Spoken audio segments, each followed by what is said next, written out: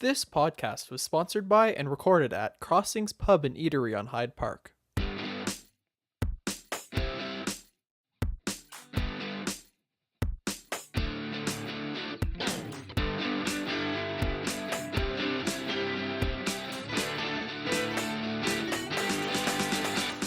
Well, good morning, good afternoon, good evening, wherever and whenever you may be listening today. Welcome to another edition of the Vicars Crossing. It's good to have you here on a brand new year as we welcome in 2019 at the Vicars Crossing. And again, coming to you from Crossings Pub and Eatery on Hyde Park Road in London. And my name is Rob Henderson, and I'm the rector of Holy Trinity St. Stephen's Memorial Anglican Church in London. And I'm here again with Kevin George. I am Kevin George. Glad to be with Rob Henderson, who ministers here in London, Ontario. I'm at St. Aidan's Church in the northwest corner of London, and pleased to be back in the new year. And we're back, baby. We're back, baby. We made it through. We made it through the holidays. We made it through Christmas, and hope everybody had a good Christmas and a good break in time with family. But it's good to be back at it again with a little snow in London today, and winter's hit us. So we're in full spin for January for sure. And here with a special guest today. Absolutely. We want to welcome John Davidson to the Vicars Crossing. John, hi. Thank you very much. Pleasure to be here with you guys. Always good to have good people. Speaking of good people, producer Ian. And producer Ian's here as always. Hi, hello. How's producer Ian doing? I'm all right. It's He's like all right. He's on a delay. I'm just waiting for the next couple of weeks because exams are coming up, and it's just stress. like the oncoming storm, basically. Yeah, stress. You'll ace it. Oh, Yeah, yeah, it'll be fun. he won't have a problem. And if it doesn't work out for you, school and such, then we'll find something for you around here. Yeah. Yeah, you're pretty good with a computer and a microphone, huh? We can set them Oh, up. then we can set him up with something. Yeah. It'll be all Well, having John with us is good. John is, I know John because John is a parishioner of mine at St. Aidan's Church, but many of you will know John Davidson because of, perhaps for a couple of reasons, not least of which is a very long and successful career in broadcasting. But many of you also will know John because 30 years ago he endeavored on a little stroll, which took him from St. John's, Newfoundland to Victoria, British Columbia. And 20 years ago. Don't age me Oh, too sorry, fast. 20 years 20 ago. years ago. So, yeah. Wow. How old are you, John? So, 20 years ago, correct. He marched himself across this country and all points in between. And you may remember that as Jesse's Journey. Right. And we're gonna hear more about Jesse's Journey and that 20th anniversary throughout the podcast. Before we do that, we'd like to check in. And I'm checking in today with a Ace Hill Lager from the people in Toronto. From the people in Toronto. And this is very full-bodied. It's a beautiful tasting beer. I must say, I like it when we can have some nice, good local craft beers here in Ontario. What are you drinking, John? I have a steam whistle, which people may have seen when they drive past Sky Dome. I still call it Sky Dome. I do Yeah, too of course once in a it is. while. It is Yeah, Sky it's Dome. On Sky the, Dome. on the Gardner, Sounds you see better. the With all due Steam respect, Whistle Rogers. Brewery right there. Yeah. Yeah. Exactly. And what are you drinking, Well, Rob? one of the great gifts I had over the holidays was this Clergy nasty, consumption? Yeah, clergy consumption, we call it, or the nasty chest cold. So Rob's not quite back at it yet, so I'm sipping a little London water here London water. to Straight keep us from- going for the rest of the day. Straight yeah. from the Thames. Straight from the Thames. I stopped by on the way over and dipped my thermos in, and off we go. So And listen, big week this week because at recording, the last time my Montreal Canadiens played, they played your Detroit Red Yes, Wings. they And did. How did that go? that did not fare well for us. Okay, well, farewell for us. My Montreal Canadiens did very well, I believe. I'm always amazed when I watch those games, and when I was living in Windsor for years, watching those games and seeing the amount of Habs jerseys that Yeah. come to, well, now Little Caesars Arena. Back in the day, it was Joe Louis Arena. yeah. But always the support. I mean, it was unbelievable. Last time I went there for a Canadiens game when I was living down in Windsor, we went over and there were about 5,000, I'd guess, Montreal fans in the stands. We sang the national anthem louder than the American national anthem. And and when we won the game and went into the concourse, that really tight concourse they had at Joe Louis Arena, all you could hear was ole, ole, ole, ole, ole, ole. It And was the great. talk radio shows, the Detroit Yeah. talk radio shows, people were calling in just livid the next day. yeah. You know, where are our Red Wing fans? We're supposed to be Hockey Town, and they go on and on and on. Well, but anytime good story Montreal about comes that was that same night. The guys behind me were real fun, and they're in their Detroit get up, and I was in my Habs jersey, and the guy was giving me the gears for being there watching the Habs. And finally, I turned around and I said, "Listen here, buddy. if Detroit is hockey town, then Montreal is Motor City. And they took that well, I'm Well, sure. they did, yeah, it all went well. I can't say what he said back because it's not for listening ears. That's right. Well, how are things going at St. Aidan's? Good, it's really just, I feel like I'm in that lull, that place where you finally just take a breath after Yeah. all the busyness of Christmas and everything. And I'm sure all of you who are out there in church land who are listening know that there's that busy time, but you also know there's this big thing coming called Lent. And so it's Yes. snagging away at the back of the brain. And a lot of what I'm at now is sort of getting geared up for that, but I'm coming at it pretty slow. I just returned from the Holy Land in Newfoundland, so I'm just trying to get my head around what work looks like. Yeah, and So- same thing with us. It's a quiet time right now. We're gearing up for things coming up in the next couple of months. So, but that's good. It was a good, successful, and busy holiday season, and had a lot of folks out and family from out of town visiting that come at that time of year, which is great. Yeah. Good chance to catch up with people. So, Excellent. yeah. Well, let's talk to John. Yeah, let's because do that, Our 'cause he lives are came pretty all the way boring. here. As I mean, when you think about it, what we're doing is really peanuts. I mean, I had a job to get out of bed this morning, but this guy actually That's right. had a long stroll. He has, and we want to bring John in to talk a little bit about, we'll look back a little bit and talk a little bit about Jesse's journey and some of the things that came out of that, and we'll also look ahead a bit, because I know even though that time of your life is ended in a sense, there's other things that have kept going because of it and continue to move forward for you, so we'll talk a little bit about that. So, John, I just kind of wanted to start because we were saying that this podcast, obviously there's people in the London, Southern Ontario region that are listening, but people listen from all over the place, and Right. those that aren't from here might not know about Jesse's journey, and specifically Jesse. So maybe we can start a little bit about that. Tell us a bit about him and how this started for you. And Yeah. that sort of thing. Well, I came to London in centennial year. I was born in Scotland, and I came to Canada and arrived in Halifax when I was 2, and we lived in Tillsonburg and Woodstock and London. I keep telling people I'm working my way west. It's going to take a while. And Jesse was born in 1980. He was the middle child in our family. And Jesse was diagnosed with something called Duchenne muscular dystrophy when he was 5. And yeah, it's a real tough one. We don't have a survivor. And it was something that school teachers noticed. He had difficulty getting up from the floor, and eventually you need a one-floor home and a school that's one level. And most of these kids are in a wheelchair by about age of 12 approximately.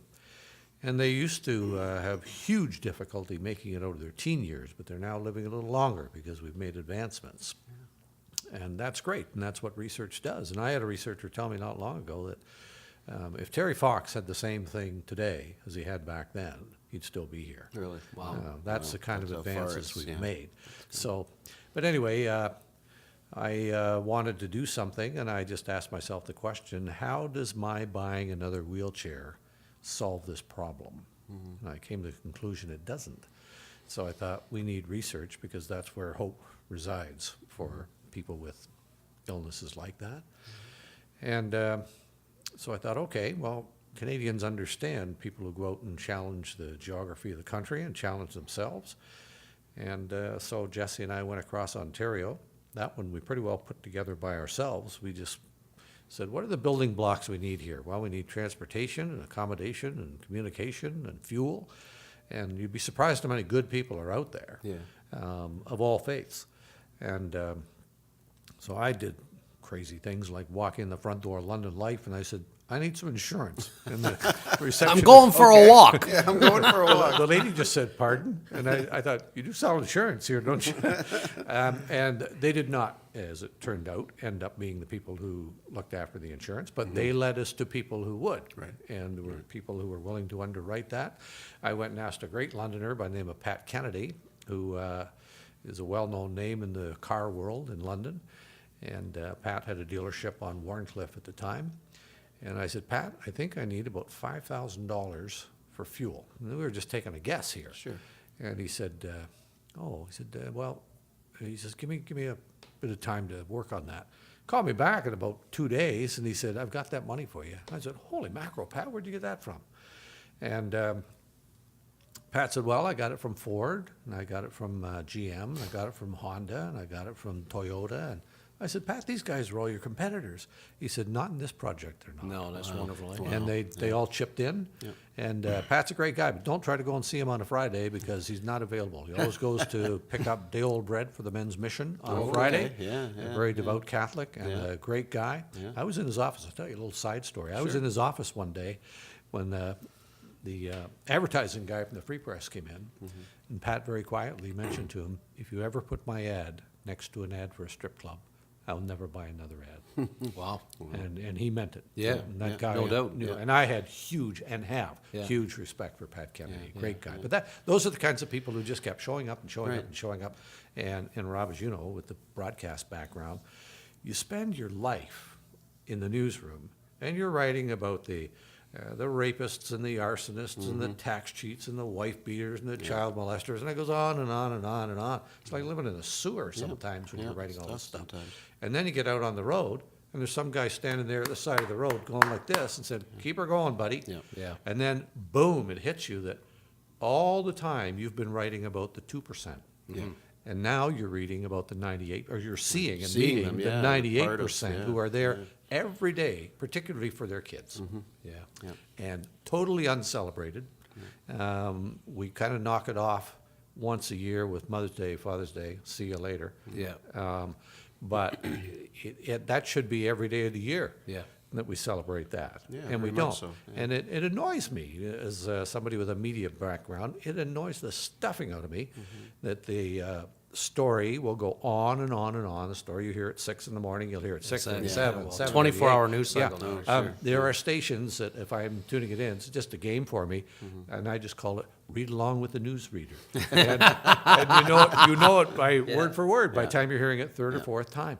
Why do we spend so much time on those situations? And I said it's a shame that so much of news has become crimes and crashes, particularly London. It's crimes and crashes. Yeah.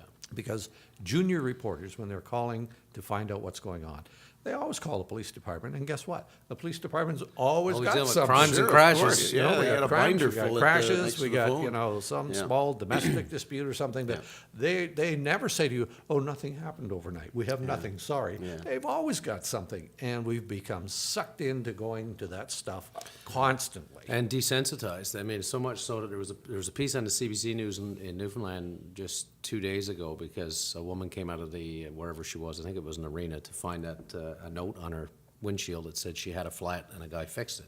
The guy fixed it, left a note saying, you had a flat, I fixed it, and he left. And it became this news story because it was so unusual. You That's know, right. which is, my brother texted me. He said, "Can you believe that this is like this? This is unusual. This is the sort of thing that people often do for each other. That should be the way we behave. Right. But we become so desensitized because of all the sewer dwelling that we do. Yeah. It's like, oh wow, look at this big deal, right? Yeah, But you- on a happier note, day after day on the road, when Jesse and I were together, we didn't know where we were going to be at lunchtime, and we'd just stop, and Someone will especially feed if you you. were in the country or in the suburbs, or Yeah. where houses were spread apart ways, you just stop along the highway and knock on the door and say, you mind if we have a little picnic on your front lawn? Pardon? What? Next thing you know, yeah, come on in. Yeah. Do you need Yeah. some lawn chairs? Yeah, Let they're me bringing get the some picnic. water for you. You know what? My wife made a pie yesterday. Let me see how much is still.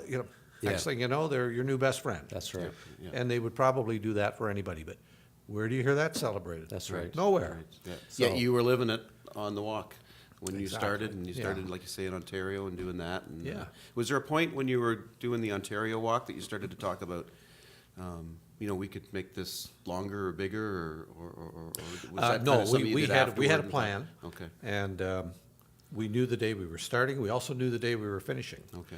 And we were within 3 days. If we hadn't made it, we were going home anyway because Jesse wanted to get back to school. Right.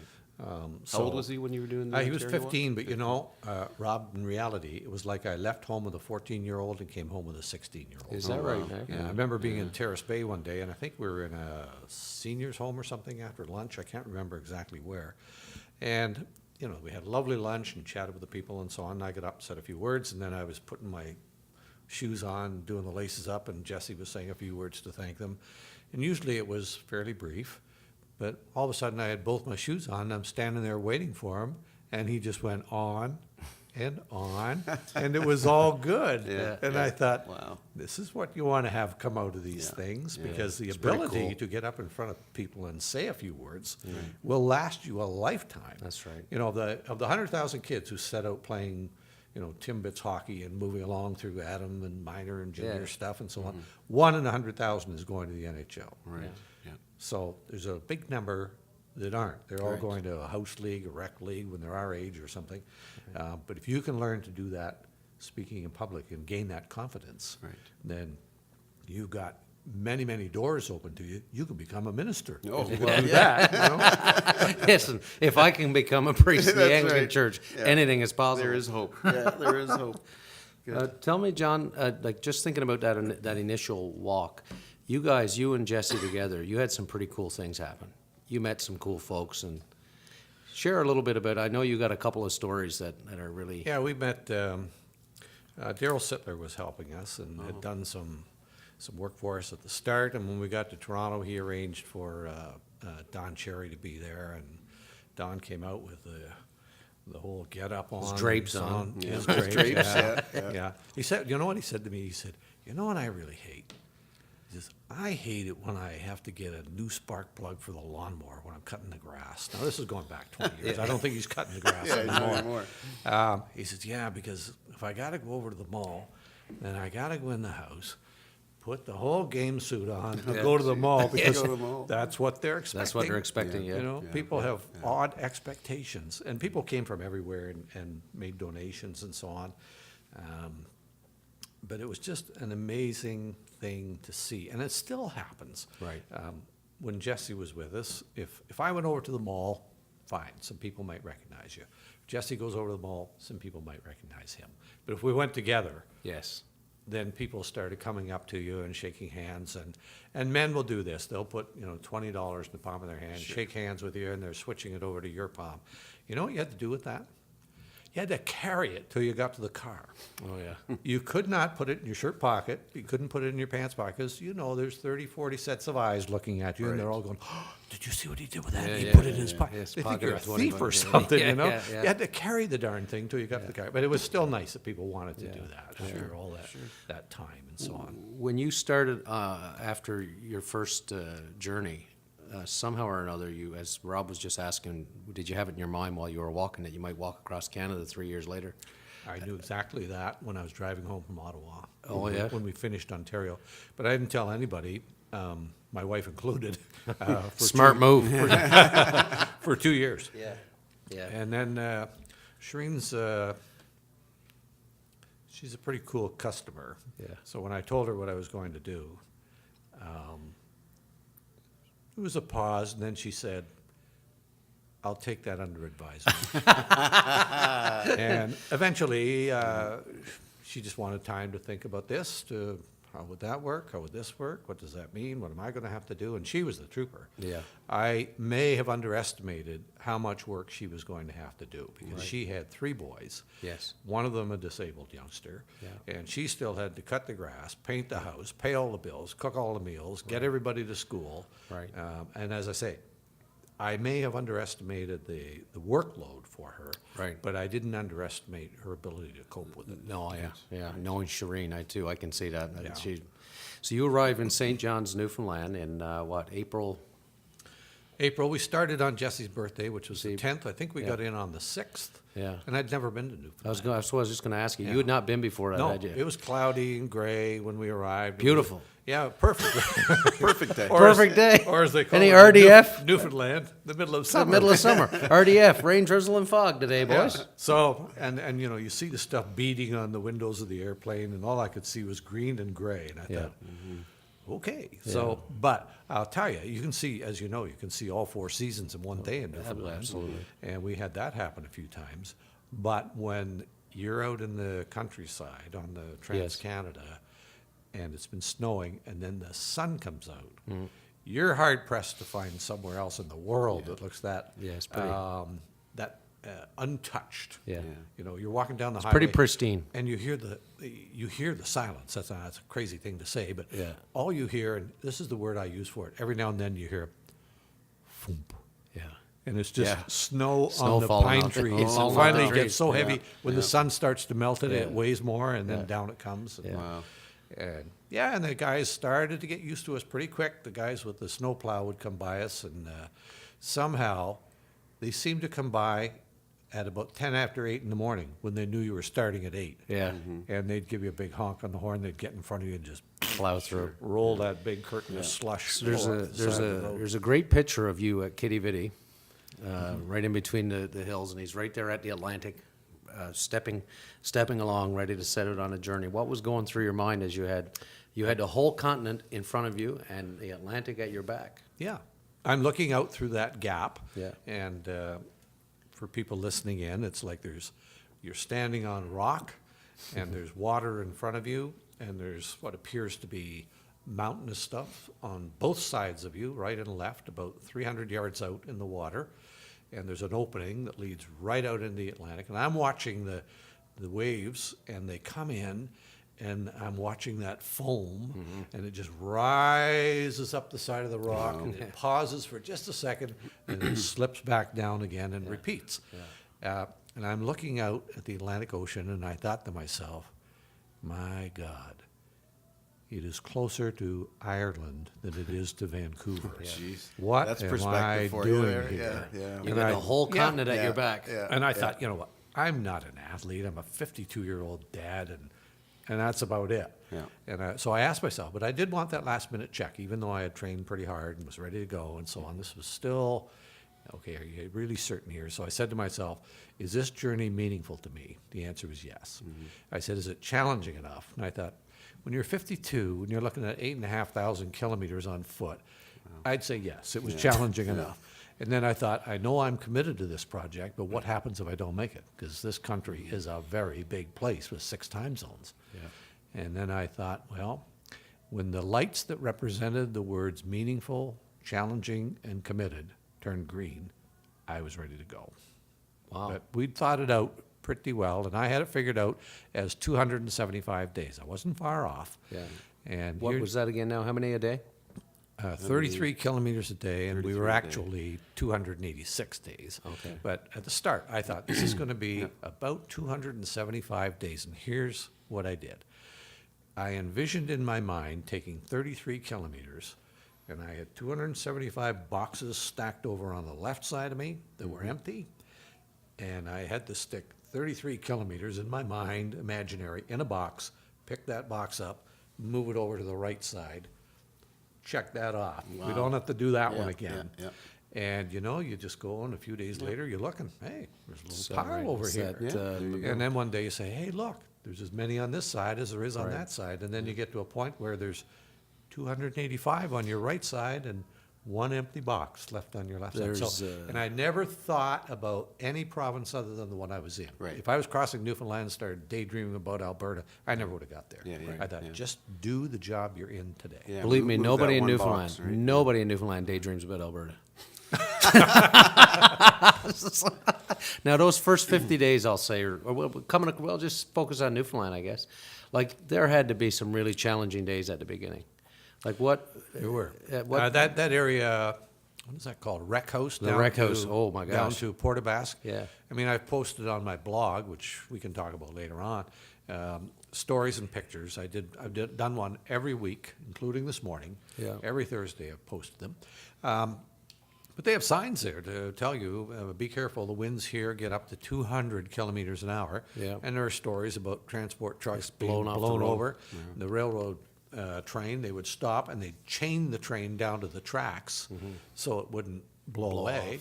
And you had those days, and I had a couple along that stretch where it was raining and pouring and high wind. And rain I didn't like. It was the one I didn't like. Snow you can shake off. Yeah, It's wet, cold, but wet. well, you can get warm. Wet goes right through you. Favorite Newfoundland memory? Oh, boy.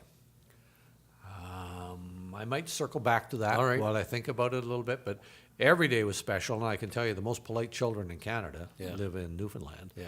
Every time I was talking to kids, it was, yes, sir, no, sir. I kept looking behind me to see if my dad was there. That's right. And I was amazed at how little television there seemed to be, interest in it.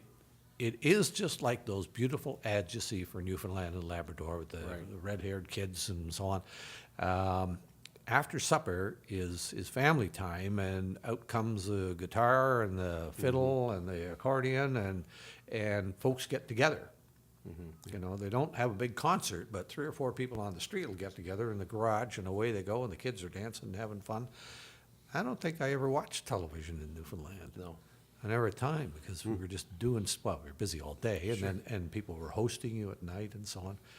But they were pretty spectacular. And I was fortunate enough to find us a motorhome driver when I was in Newfoundland who, at the beginning, his name's Ed Coxworthy, comes from Bell Island, Newfoundland, and Ed didn't want anything to do with our project. Oh, no. I have a good friend whose name people might recognize in the listening audience today, Peter Garland, who was a morning radio talk show guy for years and years. He's from Newfoundland, and he was going to be helping The Holy us- Land of Newfoundland. I'm sorry, the Holy Land of Newfoundland. Thank you. So he sent a letter to the Down Homer, which is like the Holy Land of Newfoundland's Bible. It's a for Bible, yeah. Newfies all over the That's world. what- you name it. And a friend, Kay Coxworthy, the guy who became our motorhome driver, his wife had just got a job at the Down Homer. And so she took a bunch of copies to get up to speed as to what was this all about. And she's reading them on the ferry on the way over to Bell Island. She hit on page 57, and there's Peter Garland's letter about this guy who's going to walk across Canada. Wow. She took it in the next day and said to her boss, "We should help this guy." And he said, "You make it happen, girlie." And so she made the contact, and it turned out that Kay and Peter's sister, who lives up in Summerford, am I saying that Yeah. right? Summerford or Summerside? I think it's Summerford, isn't it? It could be Summerside, actually. Okay. I don't know. Anyway, they were a fair ways apart. Now, keep in mind, no email this time. of course, yeah. And they worked for months on the telephone, sending letters back and forth, and all that kind of stuff. As I said, no email, no internet. And they looked after where we were going to put our heads down in fire halls and churches and museums or whatever it was. And then on the night before we left, when I was being screeched in and kissing the cod and all that sort of stuff, it was fun to kind of see the two of them approach each other. "Are you Kay?" You know, is that right? Yeah. Yes. Yeah. "Are you Joanne?" "Oh my gosh!" You know. I never realized that's how you got Ed, actually. I've heard you talk Yeah. about Ed a lot, but I Yeah. didn't realize that he Oh, wasn't. well, on the way to this thing, Kay says to him, "Well, you know, they're still looking for a driver for a couple of weeks in Newfoundland." Yeah. And I'll tone this down because Ed's got pretty salty language Really? sometimes. A Newfoundlander like that? Newfoundlander, I couldn't believe it myself. Shocked. And he said, no. He said, "Don't be getting me involved in any GD fundraisers. Yeah. I've done my part for the country. Thank you very much." So he listened to what I had to say that night. And on the way home, he says to Kay, "Well, maybe I'll go for a week." Yeah. And 10 months later, There he was. he went home. I didn't realize that I thought he was with you from the start. No charge. Wow. Wow. Great guy. Amazing. The man gave me a year of his life. Yeah. You know? Well, eventually, John, you're on your walk and you've got enough boxes set aside, if you will, to know that you're getting close to home and you're coming into London. Talk a little bit about what that was like, getting a little closer, and were you thinking about coming back to? Yeah, to your it had hometown? highs and lows, Rob, Yeah, really, yeah. because there were so many people. Because Sure, I yeah. mean, it's your hometown. 'Cause that's what I remember. I Yeah. remember the coverage and watching it and watching you arrive. Yeah. And I remember coming into London, going across Canada, how much my hand hurt. Oh. Because from about Clark Road, if people know where that is, Oh, yeah, on the yeah. east of London, so you're probably, 3 miles from downtown, Mm-hmm. I think.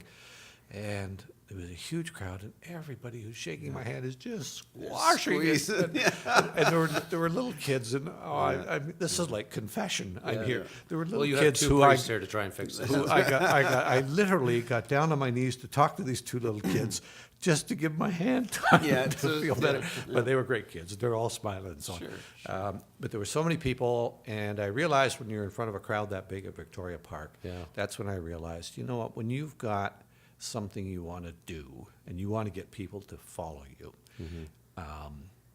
you have to be passionate about what you're doing. And the more passionate you are about what you're doing, and you guys do this. Yeah. I haven't seen you in action, Rob, but I know I can say Kevin does that. His passion is exhibited.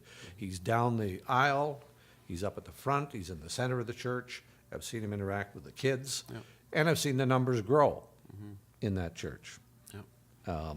And I keep telling them, season's tickets, that's the way to go, Kevin. Season You know, tickets. and sell the parking, you know. But anyway, no, We're all working to get to the playoffs, John. when you are passionate about this, then that's when people really react. Sure.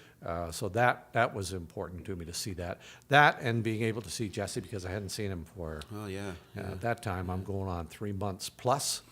And the harder part was going the other way, because he came out every day when we were in the London area, and he came out every day till we got to Collingwood. And that's when I knew he wasn't coming the next day. Yeah. That was a tough day. And Ed Coxworthy said to me, "Don't worry about it, Johnny." He says, whether we make $10 or $10 million, they can never take that away from you if you get to the finish line and we make it. But I knew I wasn't going to see him for another 5 months if I was going to see him ever again. Yeah. So that was a tough day. But the whole thing was probably the most joyous, uplifting thing in my life, as hard Very as it good. was at Very times, good. Yeah. and still is. Yeah. And I love it when people come up and recognize that, and they want to have you as a speaker and so on, because it's my chance to lift them up, Right. if you can. Right. Because, you know, you have to be enthusiastic about what you're doing. And more than that, people want to do this, and people are great at telling you what they do. They're terrible at telling you why they do it. Right. The easy ones are the who, what, where, when. Those are mechanical answers. Yeah. You get the why. Now you're getting very personal with people. Yeah. But if you can explore the why they do it, but if you know what you're doing and you know why you're doing it, it's a heck of a lot easier. Right. And the journey continues, and you make it across the country in 286 6. days. Yeah. What was it like to finally finish? You remember that morning you woke up knowing this is going to be my last day? Yeah, it was a little anticlimactic, I guess, because I was writing about it, and I thought, when I wrote about the last day, I put, and suddenly it was over. Yeah. As hard Yeah. as it was, Yeah. you didn't want it to end. And somebody said to me, you know, if you wanted to raise millions and millions and millions of dollars, what you should have done is you should have dipped your toes in the Pacific and announced that you were going to turn around and walk Turn back. around, go back. Yeah, yeah. And I thought, Easy for you to say. do you know how exhausted I am? Wow. Somebody was on the weed even back then. Yeah, yeah, yeah. So, man, that's, I mean, just to consider, I mean, just think about it, you know, when you ask people why they do something, right? That's when you really get at it. And so I think about that, like, you know, you're getting 280 odd days in and you're now there and you've done all that. You just hearing you recount how exciting it was to be down at Victoria Park, which must have been a very different feeling from walking down a rec house with the rain in your face. Absolutely. Right? Oh, there were highs and lows. And you've got all that and you're at the end of it. And I guess people hear about these experiences are people who are prepared to take on such a challenge to walk across the country. Why? Like, why? Why? So what do you say when people ask you why? Why are you doing it? And you continue to do it. We'll speak about that more, but why? Yeah. Well, I'll be 73 in about 10 days. He doesn't look a day over 50, folks. And the why is because while we're recording this segment on a not bad looking winter day out there, and we're indoors, we're dry, we're warm, we're friends, we're having a light, refreshing beverage, some family today is getting some really crappy news. Yeah. They're being told that their little boy has Duchenne muscular dystrophy. They've probably never heard of it. Yeah. And their world is about to flip upside down. And at the start, when I talked to Jesse, we agreed we were in this for the long haul, not just for Jesse. And I think Jesse didn't live to see a cure, but I think there's a good chance that we're all going to be here to see a cure. And not just in Duchenne muscular dystrophy. This is, despite the wild and chaotic and difficult times we're in, this is a great time to be alive because we are going to see some diseases erased. It didn't happen for our parents or grandparents, but it's going to happen in our time. And so the thought that wherever they are and whoever they are, when you put your head on the pillow at night, you say, yeah, that's one more day. We moved the needle just a wee bit further, and we're going to help that little guy who will probably be about 4 or 5 years old, and he's got a real shot at it. Wow. So that's why you do it, because because it's the right thing to do. And I don't know, what else do we need in life? There's way too much stuff Yeah, in there's life. lots of stuff. You know, and that's not what it's about. You know, I just thinking too about those 20 years, and I was pleased to be able to be at the event earlier in the year when sort of the anniversary kicked off, and there was an incredible video with a message from the Prime Minister and all kinds of great sort of accolades from folks who know just the importance of what you've done. Not just in the walk, but lots has happened in 20 years. As you say, I mean, the research itself is one thing, but perhaps you could bring folks up to speed a little bit in terms of what Jesse's Journey has managed to accomplish. I know that you don't always blow that horn in terms of how it's related to you, but you've done more than just walk across the country. You've done a lot, and it's meant that Jesse's Journey has actually contributed very, to quote a certain U.S. President, bigly, to the whole scene of research and so on. So maybe you can enlighten us a little bit about that. We started without a dime, literally without a dime. And we held our first fundraiser when we lived in London. We still are here, but we were out in Westmount, and we had a fundraiser over at Westmount Mall.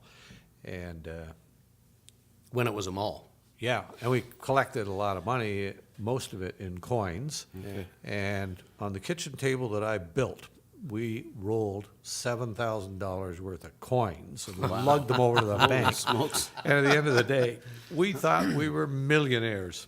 And in the last few years, I've sat at that same table each year and signed checks totaling over $1 million.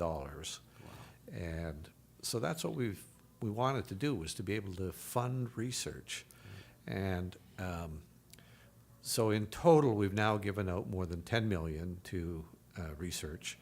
And I decided we should build an endowment. I know there are a lot of people who don't agree with that. That's fine. They're entitled to that opinion. I felt like we needed to have an endowment so we could spin the money from there to fund research every year. Because I looked at a lot of charities, and you see people out there, it's like there's a big furnace, and they're shoveling coal all year long into this furnace to keep the project going. They get to the end of the year and say, that was a lot of fun. Let's start again. And I thought, what if we saved some of that money and put it in an endowment, and the interest came off it, and then you wouldn't have to fundraise quite as hard. Right. Because fundraising, like special events, hard work, they burn out your volunteers. Yeah. It's hard to keep people coming back year after year after year.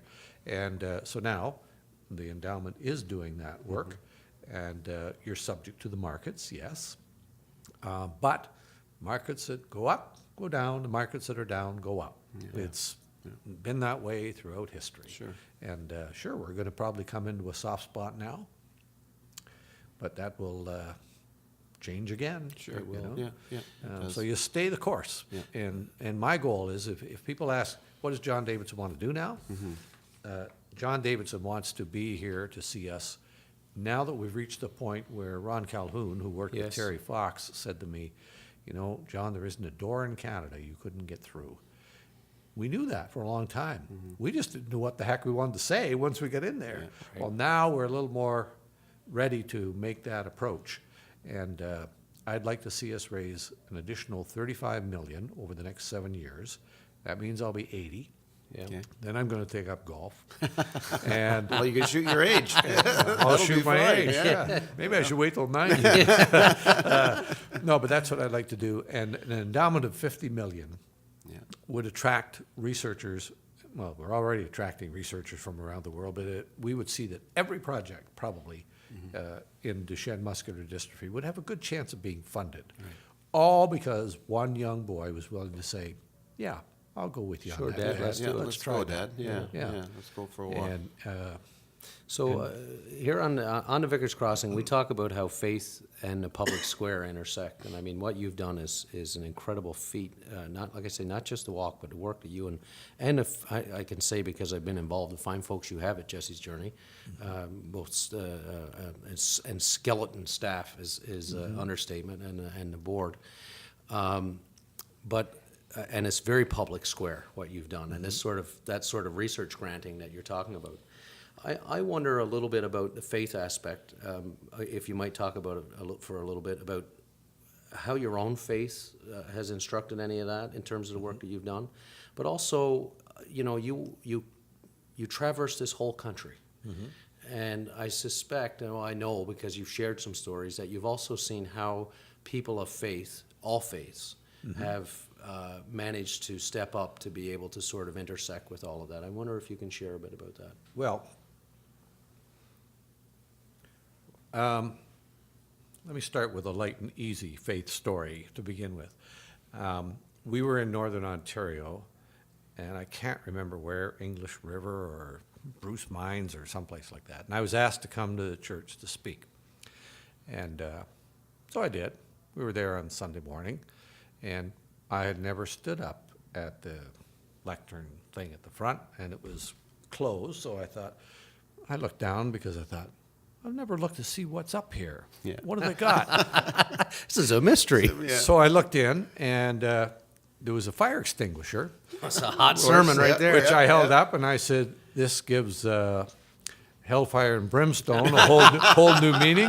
Perfect. And there was a Toronto Maple Leafs toque there, and I said, this sort of indicates that hope lives eternal. It had to be something about hope. So Sorry, Ian. anyway, I mean, we stopped in some lovely churches, and people did put on meals, and I began to watch what people were doing for other people. And that was a short window because Jesse and I were on the road for 124 days. So that went away a little quicker. Yeah. But somehow it never completely disappeared for me. Right. And even when I set out to go across Canada, I can honestly say God was not part of my life Right. at that time. And then when we get to the Rockies, and I'm starting to look back, sensing that, hey, we might actually make it, I thought, just a second here, let's look back. We came through the Rogers Pass thinking we should be up to our eyeballs in snow, and there was no snow. And then when I looked at the prairies, we should have been in winter, there was no snow. And when I looked at all the risks we were taking, the highway's a dangerous place. Oh, you're not kidding. And people were getting out of cars, and people would stop right on the highway and all those things. And I thought, when I looked all the way back, no one got injured. We were never in any dangerous situation that way. That, and you put on the multi-layers of human kindness that came at us, and I thought, yeah, there's something a little bigger than me out here. Yeah. And it's about time that I started to look for a way to give back. Not just, okay, we're going home, this is all done, we're finished, Yeah. back to whatever we were doing. So I thought, yeah, there has to be something much bigger than that. So I say thank you all the time. Very good. And I do that every morning. Yeah. Yeah. I don't make it to the bog No. with you folks. No. But I don't Well, want not you to- everyone prays in a bog, John. Let's be fair. Well, yeah, I had times, Kevin, when after we'd gone across Canada, we did things backwards. People said, Jesse's journey, when you look at it, it's like you hit 2 home runs. And then it was your turn out in the field. Yeah. Sure. And we're all looking at each other like, anybody know how to pitch? Yeah. Yeah, Because right. we didn't have, so then we put the structure to it and so on.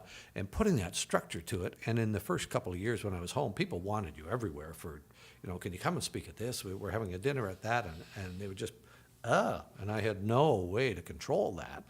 And one day I remember driving downtown, and I'm coming down Riverside, and just before you get to Warncliffe, I'm going past the cemetery there. And I almost let go of the steering wheel. I said, okay, I have no idea what I'm doing.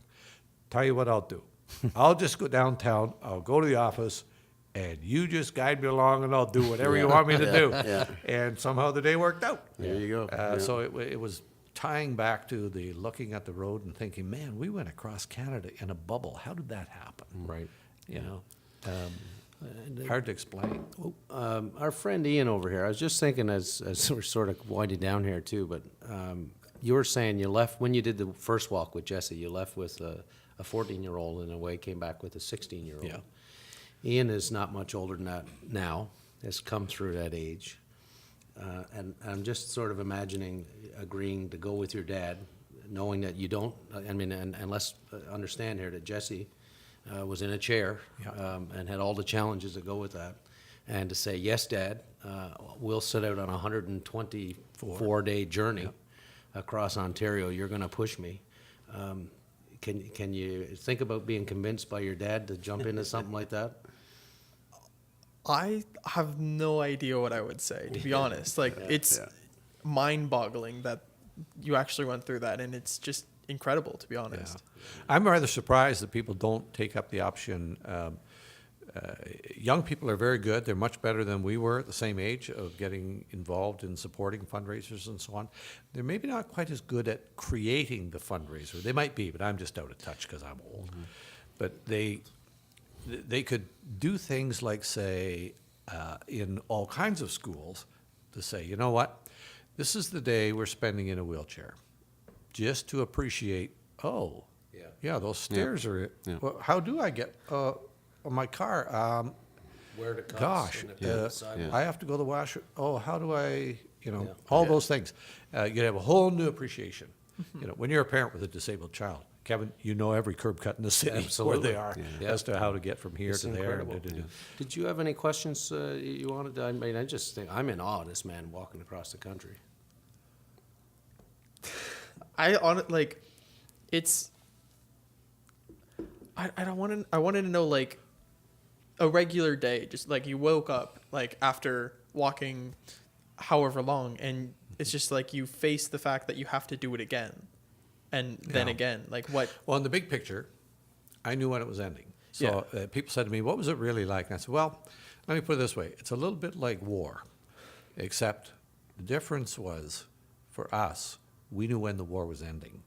The guys who went to war, they didn't know that.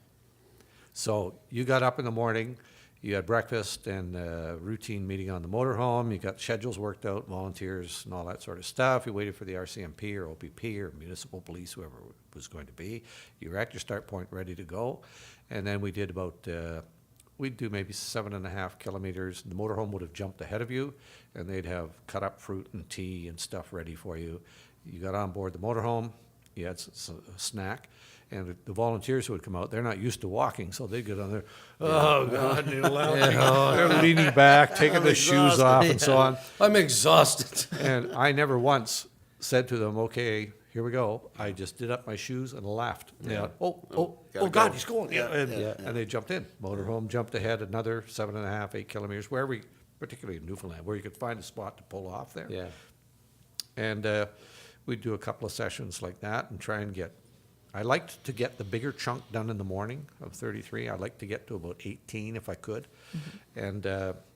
And then we'd have lunch, and then everybody was pretty quiet or got off the motorhome or some of them went for a smoke. There's no doubt about that. Yeah. Took a little walk, went to see whatever was there. They gave me 20 minutes, and I could fall asleep in about 1 minute. 20 minutes later, no alarm, wake up, boom, let's go. And we'd repeat that thing in the afternoon until we got to 33 kilometers. And in those areas like Wreck House, maybe I was closer to God than I thought, because I was. Well, you were in Newfoundland. I was praying in Newfoundland when we were at Wreck House. The wind's blowing, and it's just miserable, and rain. And when we got to 33, they always honked the horn then. Yeah. And I thought, come on, honk that horn. And you did that every day. Got a little tougher in as you went west, because now you switched time zones. Yeah. And, of course, they're wanting you on the air. Newfoundland wants you on the air at 7 o'clock. Well, hello, that's 4 a.m.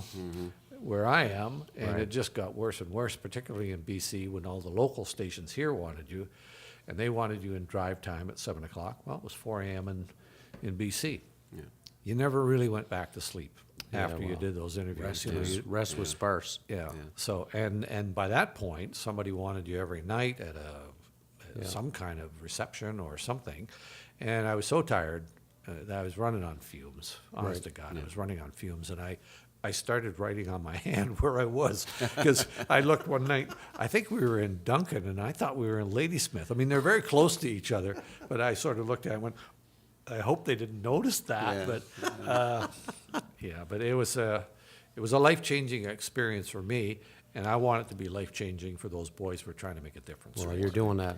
That's what Jesse would want. Jesse's journey continues as we speak today about it. And Yeah. that's what's so amazing about this whole ordeal and what you've done. And for those, John, that maybe want to find out a bit more about what's going on now or take a look back with you, I know you got some stuff on your website, blogs that you wrote when you were there, and a little information Yes. about your book and some other things going on. So how can people get in Yeah. touch with you and find Well, you? there's two ways. I'd like them to go to the Jesse's Journey website and see what we're doing. You can read about all the research we're funding.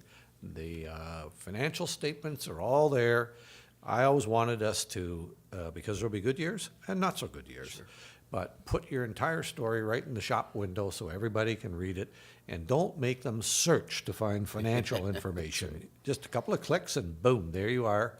And we're pretty proud of what we've accomplished there. On the personal side, I have stepped back a little bit from Jesse's Journey. I never wanted to get caught in founder's syndrome, where some people say, you know, damn it all, I invented this and I'm staying. And I don't want to stay. I want to get out of the way and let, you know, younger people Ian's age and a little older who've got sharper ideas and newer ideas and know all about these social media tools and so on, use those to do what we want to do in terms of raising money to give to research. But because I'm a loudmouth and a broadcaster, you want to talk. So I have a site that you can go to called, it's kind of a weird title, but John Davidson, Ordinary Hero, because everybody is an ordinary hero to somebody. You guys are to somebody. We all are.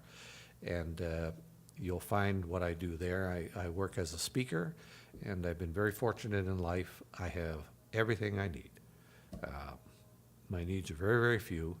I wouldn't mind being able to shoot an 89 in golf, but that may have to wait. But Miracles can happen. Oh, yeah. I got a foot wedge you can use anytime you want. Have you got any inside skinny on You've big miracles happening? You've seen me golf. I have no room to speak about I this. know. So I like going out and doing that, and I give the money to Jesse's Journey. And I do mostly corporate stuff. I'll be very honest about that, because a lot of people phone and say, can you come to our church basement? Can you come to our public school? I've been doing that for 20 years, and I can't anymore. I have to go to the ones that, quite frankly, they have deeper pockets. And that's what we need to do, because research costs a lot of money.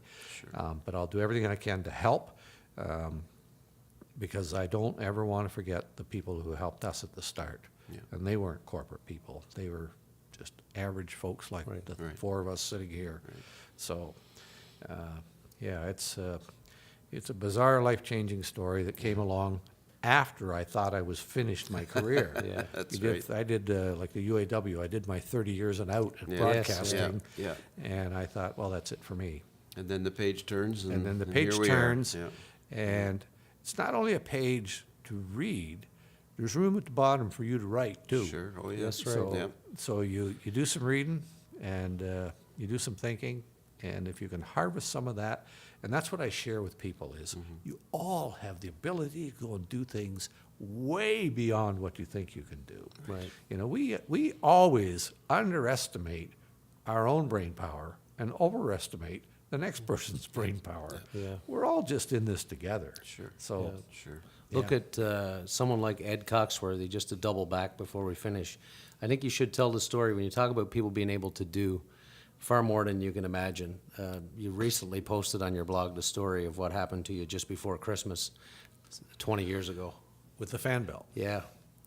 Picture this scene. We're in the motorhome, and it's pitch black, minus 28.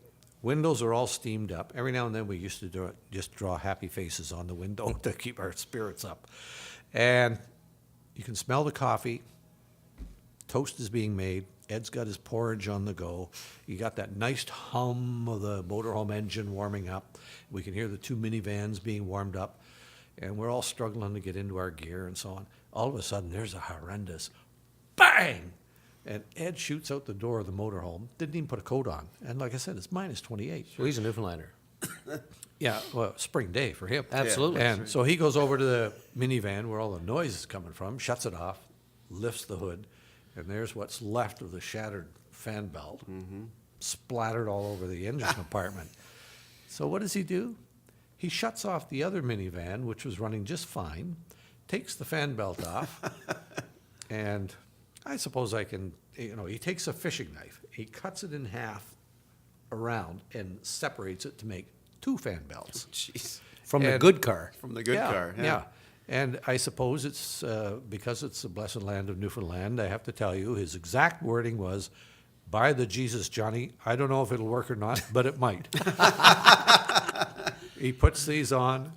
Both bands worked perfect all day long, and I thought, not bad. Not bad, Not yeah. bad, Ed Coxworthy from Bell Island, Newfoundland, with a grade 4 Right. education. Right. And I thought, what does that say to me? Yeah. It says to me that those people who are listening right now, it doesn't matter how many titles you've got in front of your name. It doesn't matter how many initials you've got after your name. What matters is what you're willing to do in any given situation. I've seen you stop in the middle, Kevin, of a christening when a siren goes down the street and say, let's pause a moment for who that's for. You're doing something right then that matters deeply to somebody. So we underestimate ourselves. Everybody's capable of doing much more. Perfect way to come to an end of our chat together with John, and on behalf of the Vicars Crossing and Kevin and Ian, myself, thanks so much for sharing your story and for all you've done. And I know there's someone listening now on their iPad or their phone or their speaker in the car and thinking, what can I do now? Yeah. And where's that ordinary hero in me?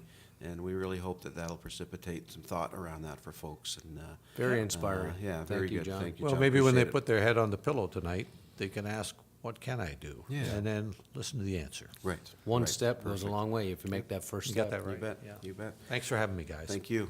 Kevin, where can people find us? Not that they haven't found us. Well, 'cause they they're must have found us listening. by Yeah, now, but I know, mean, but we're, you can. there Yeah, might be but other we'd love places. some feedback though, which you can send us at vicarscrossing@gmail.com, and we'd be happy if you looked us up on Twitter and Facebook at the Vicars Crossing, and you can find us on YouTube and iTunes, and we're everywhere where iTunes or where podcasts are found. You will find these fine-looking vicars.